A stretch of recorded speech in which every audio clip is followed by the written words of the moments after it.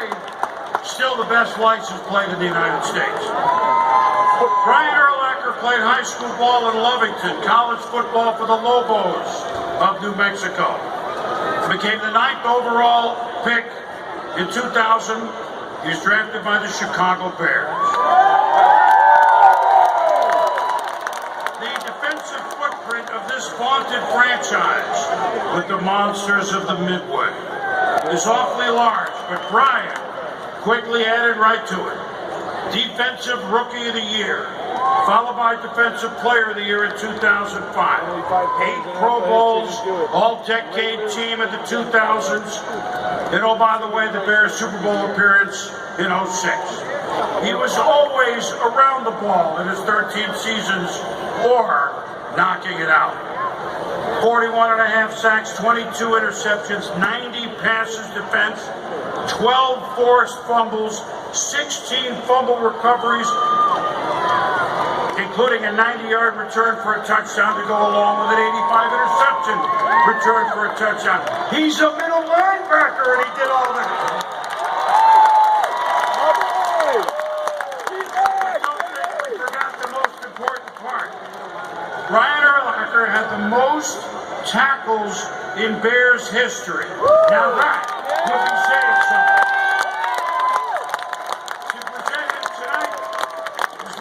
Defensive coordinator and position coach Bob Babbage. I think I knew that Brian was going to be in the Hall of Fame the first time that I coached him on the practice field. Hey, keep playing hard. He's playing fast, baby. For over a decade, Brian Urlacher was the heart and soul of the Bears defense. He changed and revolutionized the middle linebacker position with his height, weight, and his ability to make plays in space. Spectacular interception! At 6'4", 258 pounds, Urlacher was tailor-made to wreak havoc. Brian Urlacher was the type of player that could take over a game by making a single play that could change the whole direction that the game was going.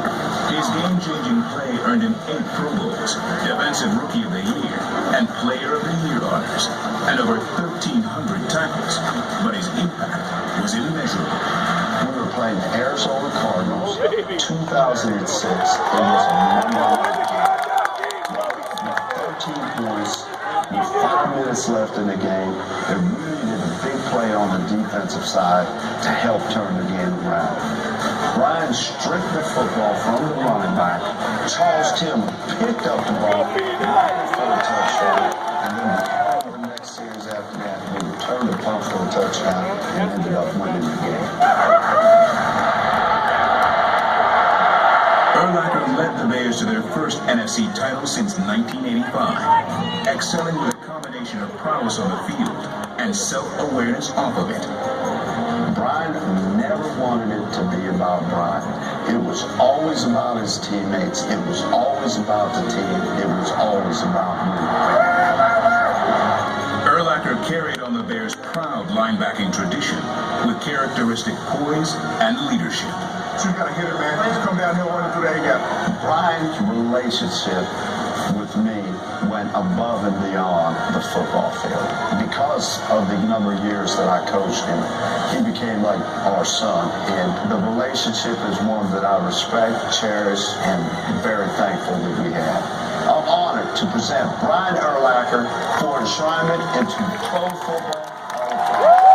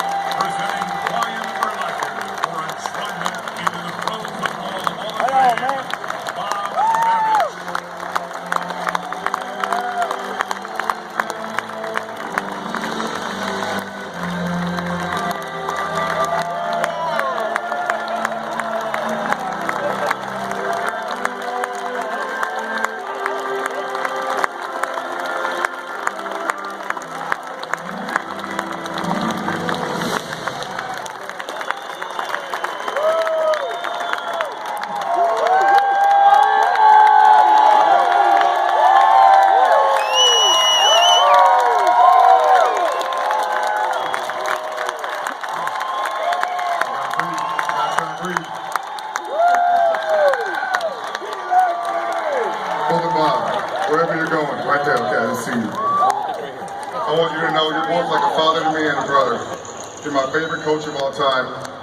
You not only made me a better football player, but a better man. You and your wife, Nancy, are impeccable role models for me, and I strive to be as good a parent to my children as you and Nancy are to yours. Thanks, Blue.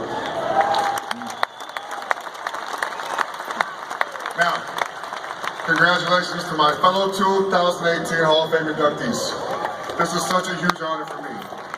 I never could have imagined that I would be standing here tonight, linked forever with these great men, these great players, football players I played against and I watched it all. Astonishing. However, today is not merely about me or what I was able to do on the football field. I'm primarily here tonight to pay respect to the men and women who have made this all possible and to honor them for the impact they've had on my life. I love everything about football. The friendships, the coaches, the teammates, the teachers, the challenges, the opportunity to excel as a teammate and as a leader. Football has provided me with virtually everything I have in life. It has provided for my children and my family.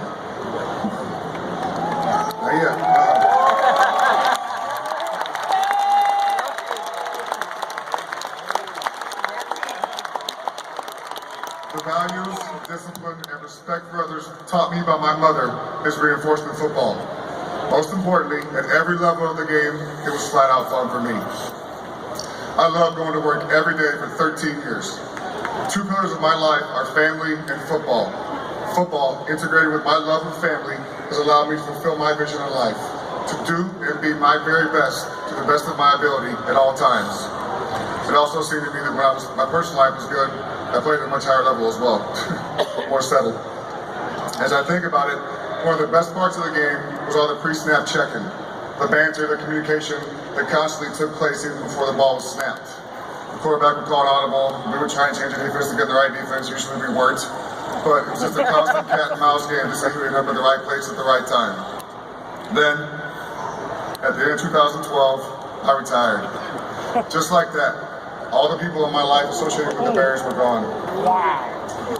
One of the things I immediately missed the most was the lunch at Dean Pope's office. Dean was one of our video techs, and every Wednesday, Thursday, and Friday, we would kick him out of his office and eat lunch together. We being Olin Cruz, Roberto Garza, Patrick Manley, myself, and every once in a while, Brad May would sneak in there to get some verbal abuse. We never talked football. We talked trash. It was a fun 10 to 15 minutes, and then we go get ready for practice. My favorite day, though, was Thursday. That was Oreo Donut Balls Day. Or as I like to say, white balls. And of course, Lance would say, black balls. Anyway, once again, football, going to work, it was fun for me. I was born in Pasco, Washington. My parents divorced when I was at Pasco, yeah, they were here. I was born, obviously there, like I just said. My parents divorced when I was 7, and my mother moved us to Lovington, New Mexico. With my brother and my sister to be close to her parents. This was when my late mother, LaVoyna Lynn Leonard, became my real-life hero. Way to go, B-Lock! Way to go, big boy! Woo! Of course, I have my football heroes that I wanted to emulate who inspired me, but my mother embodied the truth. A champion does it differently. When we first moved to Lovington, we had nothing. No, that's not true. We had each other. But when we first moved there, my mom didn't have a job. Not to worry, though. My mother was the hardest working person I've ever known. She always found a way to provide for the three of us, even if that meant working 3 jobs at a time, from cleaning houses to being a grocery store clerk. She was never too proud to take a job if it meant she'd be able to provide for us. Even working 7 days a week, not once did she miss a practice, miss a game, or any school function. She was always there for us, and she made sure we knew that. She was at all of our games.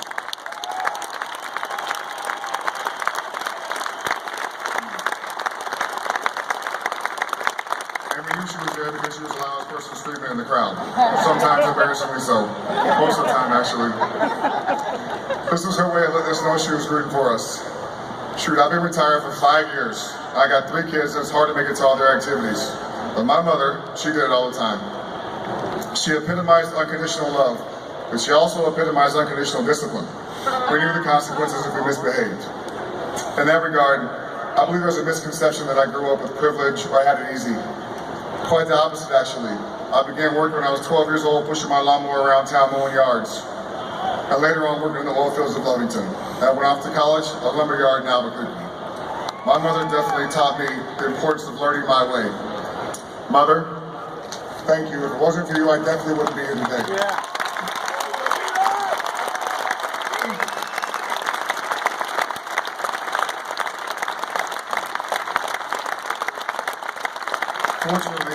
Fortunately for my mother and the three of us, when I was 12, she met the man I considered to be my real dad, Troy Leonard.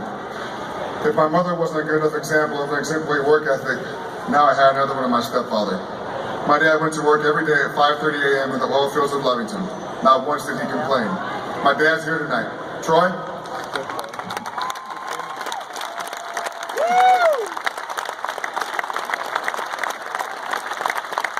Troy, you're not only my father, but you're not only my stepfather, you're my father. Thank you, Dad, for helping a young boy who needed direction and a role model, for coming into our lives when you did. All right.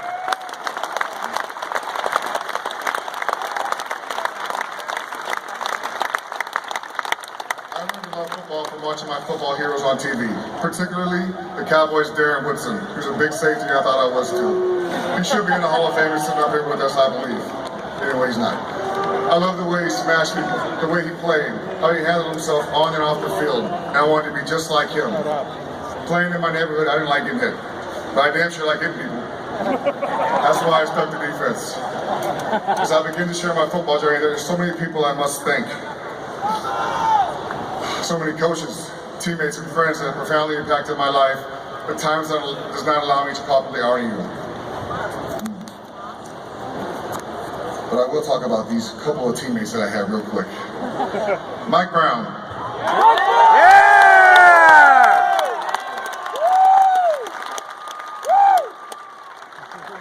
Sorry. Mike Brown and I were drafted in the same class. He is the smartest football player I've ever been on the field with. He was smarter than I am, I hate saying that. When he was in the game, it took a lot of pressure off myself. He communicated with the defense with his little squeaky ass voice.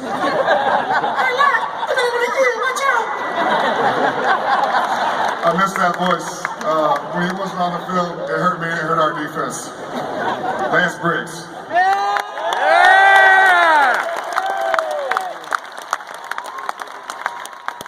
I played alongside this beast for 10 years.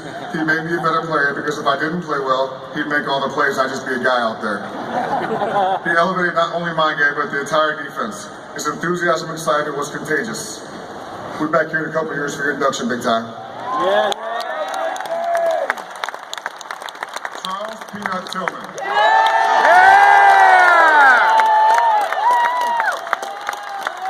I had a front row seat for 10 years watching this guy piss people off by making them fumble. But all they worked on all week was not fumbling. He had a talent that I don't believe will ever be duplicated. He was also a great cover guy who would come up and hit your ass.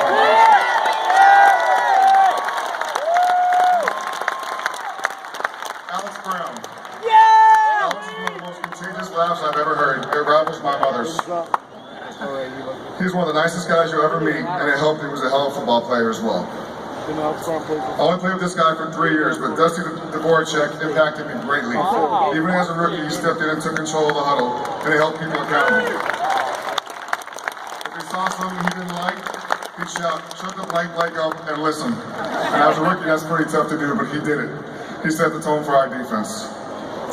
Olin Krutz. The toughest person I've ever met and one of the hardest working people as well. No doubt he was our team leader. OGK played his heart out. Injuries did not matter. He played through them. Olin was the best center in the league. He made me a better player and competitor. We all looked up to you, Olin. All right. Coaches constituted the bedrock of my existence for nearly 3 decades. They taught me about discipline, hard work, teamwork, and were there to challenge me to become a better man and a better player, in that order. I am so very grateful that you not only demanded I be the best player I could be, but actually showed me how. To all my friends who I've known throughout my life, who supported me when I was down, who cheered for me when I was up, who loved me for just being me. Time does not allow me time to do you justice, but please know where you all live in my heart. To the Chicago Bears, the charter franchise of the National Football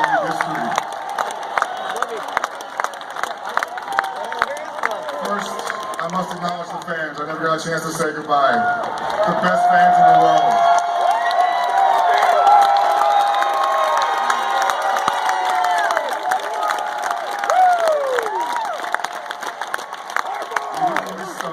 They sit in their seats and Soldier Field freezing their butts off. Every time. And in case you didn't know, our fans love defense. The most coveted position in pro football for a defensive player is to play middle linebacker for the Chicago Bears. Just think about it. The history of this position is unmatched by any other team. Bill George, Dick Butkus, Mike Singletary, and now, I can barely say it, me.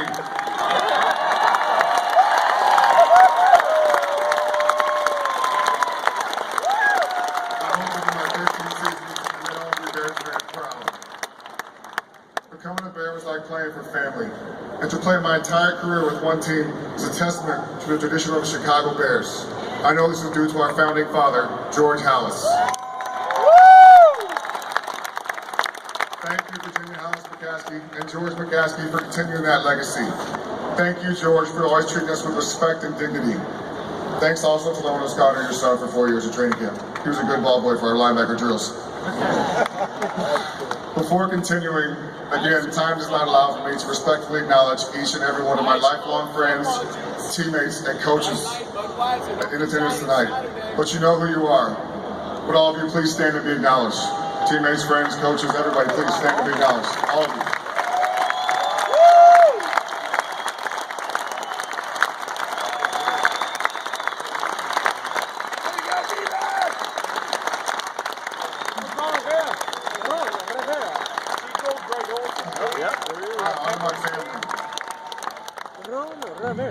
My wife, Jennifer. She is my rock, my voice of reason when I need some reason, or a lot of help finding some reason. We started dating in 2009. I told her on our second date that I was going to marry her. She looked at me like I was crazy. She's been by my side for two of the worst things that have happened in my life. 5 months after we started dating, the first game of the season dislocated my wrist against Green Bay, and I missed the entire season. The most horrific event, my mother's passing in 2011. Both times were incredibly hard for me, and she was there for me, no questions asked. She is definitely a member of Team Urlacher, and really just one of the guys. She doesn't look like it, but she is one of the guys. She has helped me become a much better man and parent to our 3 children. She's a wonderful stepmother to our children as well. I'm not sure I could have put up with someone's stupidity as long as she's put up with mine. She is so patient and understanding with me, even when I don't deserve it. She's one of the most organized people I know, and sometimes annoyingly organized. If it wasn't for her, this weekend would not have gone as smoothly as it has. I love you, babe. Thank you for being a part of my life.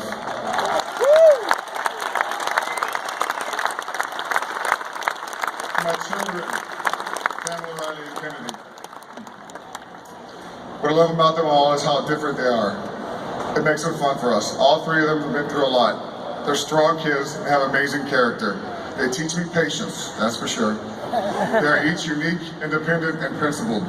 They don't allow others to have negative influence over them. That says a lot about who they are. Pamela is my oldest daughter, Pamela Brooke. You're one of the smartest and strongest people I know.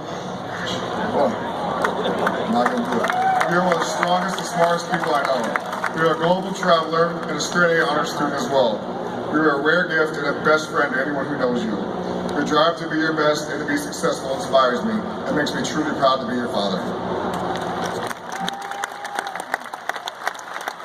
Riley Urlacher, Riley Brand, you are different from any teenage girl I've ever met. For 6 years you wore a hat backwards every day. Even though you were teased for it daily, you never let it bother you. You marched to the beat of your own drum.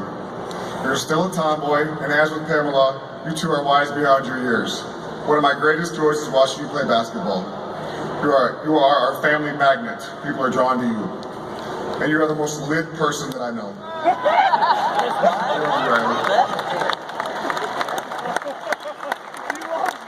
Kennedy, my son.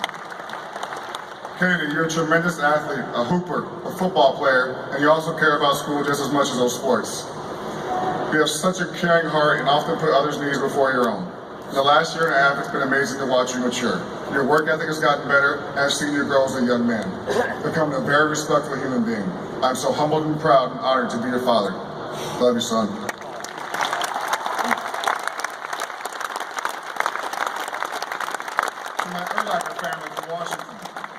attendance tonight. Thank you for always letting me know I can count on you guys. If I needed anything at all. Jaron, especially you. Jaron's my brother. Growing up, we were as close as we wanted to be, but we damn sure are now. Brian Urlacher is my birth father. He passed away in 2004 during my 5th year at training camp. We were not close, but I still loved him. He wasn't around once for us to move to New Mexico. Whatever his reasons were, it didn't matter to me. I know as parents, sometimes we have to make difficult decisions, and I forgave him, just as my mother would have wanted me to.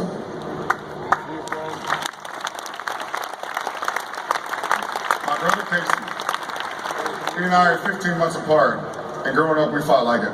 At everything, we fought, we competed. We competed at everything. He definitely inspired my competitive juices and got them flowing. As we got older, we didn't always see eye to eye, but I guess that's what happens, just what happens sometimes when you're brothers. My big sister Sherry, she and I are 12 months apart. She used to be up on my brother daily when we were kids, every day, because she was always bigger than we were. But we caught up eventually, and I know I'm a tougher person because she always picked on us. And when I was told I was being invited to join this distinguished group of men, I immediately recognized this would be one of the greatest honors I'd ever received. This is my legacy moment. And I have thought long and hard about what I want to say right now. Here it is. As a player, just want to be remembered as a good teammate. That's it. I want to be remembered as a guy who would do anything for his teammates, always go above and beyond for you. To the guys who played with me and the guys who played against me, just know how much I respected the game. I feel like I played it the right way. I had fun when I was out there. I respected opponents as well as my teammates and coaches. I may be one of the most competitive people you'll ever know. I want to win every snap, every game, even though it's not possible. But I didn't just compete to be the other person. I competed to be my best. It wasn't merely about the conquest, it was about the challenge. Every moment, every practice, every game, everywhere. I just love competing. Competition's in my DNA.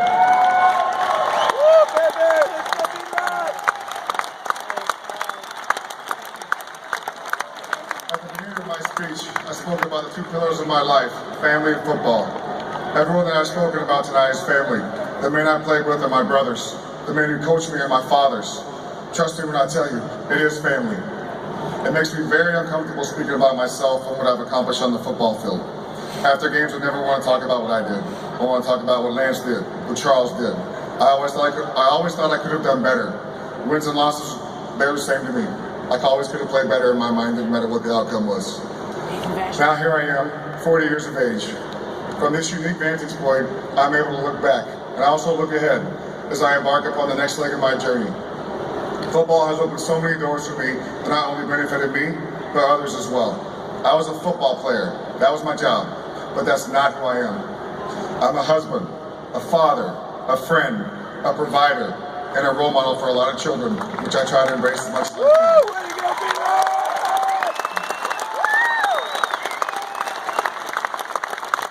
So my most important legacy is sitting right here in front of me, Pamela, Riley, and Kennedy.